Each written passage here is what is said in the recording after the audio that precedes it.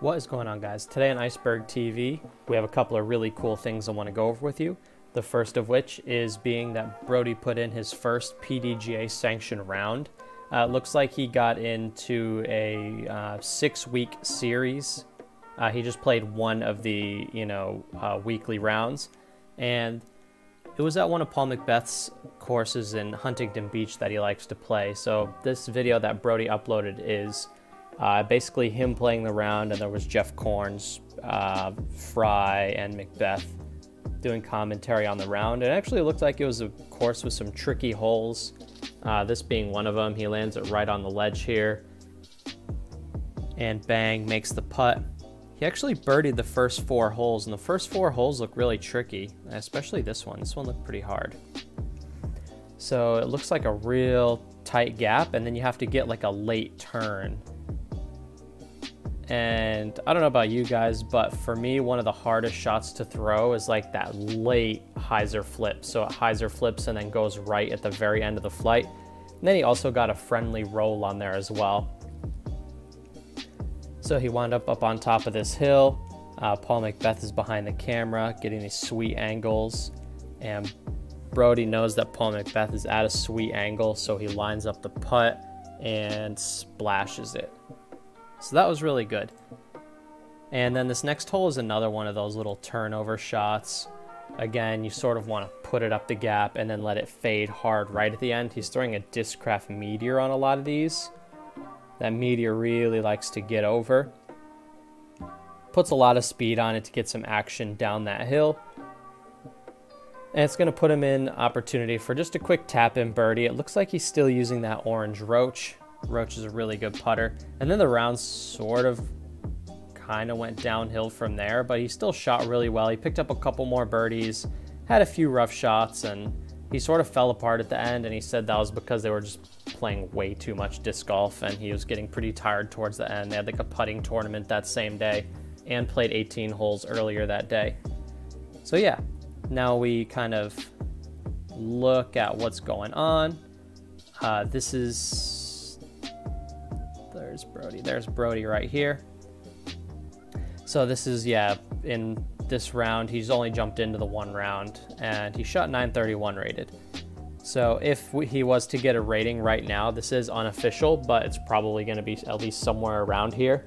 And the reason that he jumped into this league day was strictly for the purpose to get a rating above 900. So when he does want to sign up for a major or a pro tour, he's able to sign up for a major or pro tour event. Reason being, you need to have a 900 or better rating to sign up for those events. All right, guys, so the next bit of news that I have, right now during the Las Vegas Challenge, this is actually kind of ridiculous. These like champion Las Vegas Challenge Firebirds, they're selling them in Vegas at the comp. And they're on dollar disc golf auctions, and people are like doing those raffles, and they're getting like $400, $500 for these things. And like, this is an auction for just 2 of them. People are in a bidding war, 315, 325, 330, 350. So right now someone's going at $350 just for these 2 discs. Like, I don't know, that just doesn't seem right. Do you guys think that they should be selling these discs, making them accessible online for people to purchase and make it a bit more fair? Or do you think they should make these discs really exclusive so people are able to just go to those events, buy the discs, and then sell them online for 10 times what they paid for them, sometimes even more than 10 times what they paid for them? I definitely think this could be a problem. It could be a step in the wrong direction. People are paying way too much for just like champ Firebirds, and this isn't the only one. So this guy's selling 2, and he's got an offer of $350. Yeah, this guy's, yeah, see, they make it sound really exclusive. Limited run, only 250 made, 2 Sexton Firebirds from the exclusive release, Las Vegas. So we go down here, like, this is another 2, 355. Like, that's just, I mean, that's just crazy talk. Limited edition Sexton Firebird, winner picks 1 of 2. Let's see, we'll have a look at the comments here. 39. 103, 145, 150. So people are paying like on average of like 150 to 175 per disc. And this is like the prettiest one that I've seen, and it's signed. So why would you not bid higher on that one if you're gonna pay $1 million for the other ones? I don't know. Do you guys think it's a problem that people are willing to pay like so much money for these exclusive discs, and the people who are able to just be at these events are able to just buy them and then just flip them and make heaps of money off them? I think there's a fine line there, and I think the line may have been crossed with these. I don't think it's okay to have people pay that much just for 2 discs. I don't know. I just think that's too exclusive. But yeah, let me know what you guys think. I think that's a bit of a controversial topic, so definitely leave your comments down below about what you think about that. So moving on, I'm not going to spoil the Las Vegas Challenge. The leaderboards are all weird looking because half the players have finished 2 rounds and half the players have only finished 1 round. But in my previous video, I said in my predictions that my boy Nate Sexton was going to turn the heat up and just start killing everybody, and I was right. So he shot a blistering hot 45. I think it was the hot round, 1072 rated for my boy Nate Sexton. He's been one of my favorite players. He was the first disc golfer that I was like, that's my favorite player because he's sick. So the forehand god is playing good disc golf. He's consistent. So I'm really excited to see how the second round goes. I'm not watching the live coverage, but I'm excited to see the score come in. The next bit of news that I have is something that's going on with me. So the Melbourne Disc Golf Club and the Geelong Disc Golf Club are some of the 2 biggest disc golf clubs in Australia.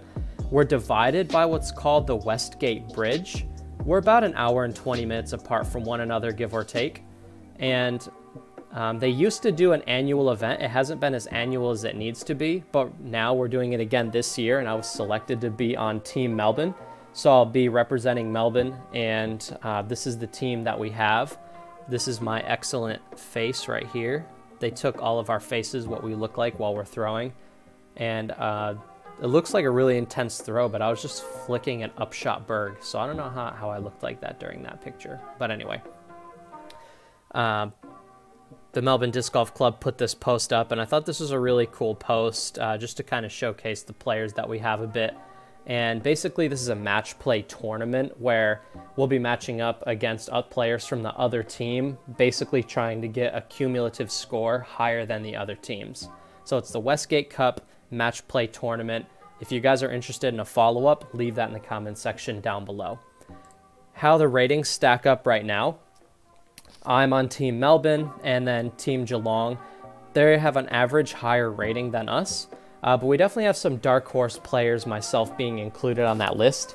At my comp, most recently, I averaged 970 rated, and I threw a 1,000 rated round, well, 999 in that tournament. And on the other side, they have Paddy Robinson, who's the best player in Australia. He smashed everybody at the comp. This young gun up here, David Perry, he's only been playing tournaments, I mean, very seldom. He really doesn't even play tournaments that often at all. But when he does play, he just shows out and plays really well. He's very clutch and has a really solid game and a good head on his shoulders, and a good young kid with a really good arm. He's 980 rated. He's our highest rated player. So these are what the matchups could possibly look like, so you can see who will be playing who. If you guys want to see a video about the Westgate Cup, it is in a week. Let me know in the comment section down below. I can film my matches. Match play is really exciting. It's very different from stroke play, and I would love to make a video about it. All right, guys, so the last thing that I want to go over is going to be 2 discs that have been approved by the PDGA. The first one is going to be the Dingo from Fourth Circle Discs.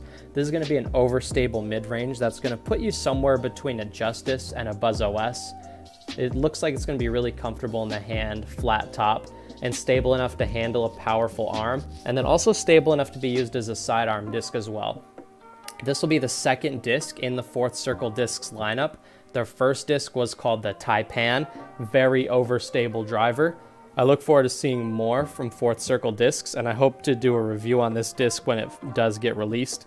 I know my buddy Oscar is going to have a couple of these coming his way, so I'd like to see if we could do a collab and I can get my hands on some of these. The last disc I want to talk about is the MVP Ohm. So it's, in my opinion, it's going to be somewhere between the anode and the atom. So The numbers that sort of explain the dimensions of the disc are very similar to the anode.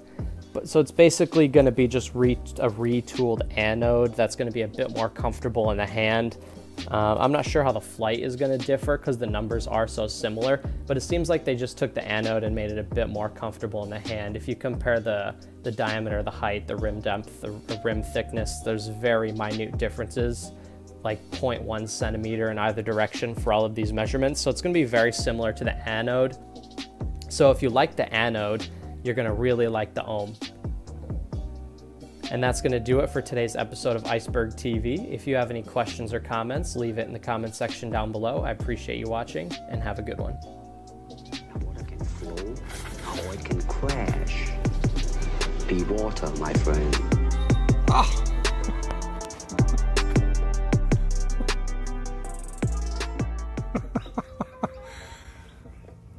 I hate disc golf.